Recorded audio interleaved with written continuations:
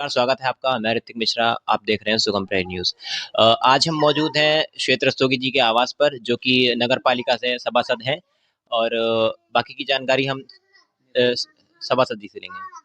मैं श्वेत रस्तोगी सभासद नगर पालिका परिषद सिहारा, साथ ही उत्तर प्रदेश उद्योग व्यापार संगठन के जिले के महामंत्री की जिम्मेदारी मेरे पास है। जिले में महामंत्री भारत तिब्बत सहयोग मंच की जिम्मेदारी भी मेरे पास है।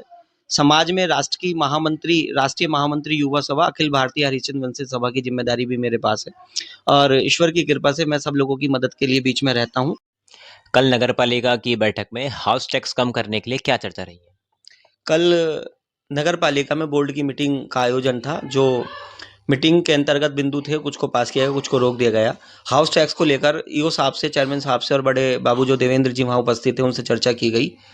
हाउस टैक्स का पूर्णतः पूरे बोर्ड ने, सभासदों ने उसका विरोध किया है और जो बिंदु मेरे ईओ साहब से और बड़े बाबू से पूछे गए थे उनका संतुष्टिपूर्वक उत्तर नहीं दिया गया है।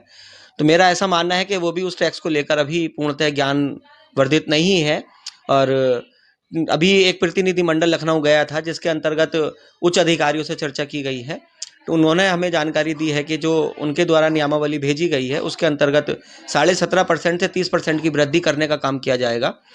लेकिन सरकार का ऐसा जो नियमावली भेजी गई है, सरकार का ऐसा कोई बाउंडेशन नहीं है कि वो लगाना जरूरी ही है।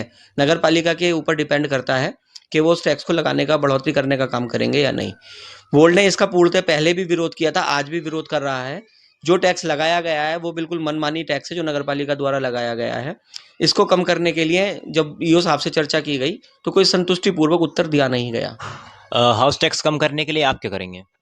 टैक्स कम करने के लिए लगातार ईओ साहब से और नगर पालिका का विरोध कर रहे हैं। पूर्व में एक धरना प्रदर्शन भी नगर पालिका के गेट पे दिया गया था, जिसके अंतर्गत नगर पालिका से टैक्स कम करने के लिए कुछ दिन दिए गए थे। लेकिन 26 जनवरी जो हमारा राष्ट्रीय पर्व है वो रहा, उसके बीच में कोई ऐसी सुविधा उत्पन्न ना हो, इसलिए उस धरने को वहीं पर समाप्त कर रोक दिया गया। उसके पश्चात हम एक प्रतिनिधिमंडल लखनऊ गया था, जैसे मैं पूर्व में बताया है। वहां चर्चा आने के बाद ईओ साहब से पुनः चर्चा की गई है।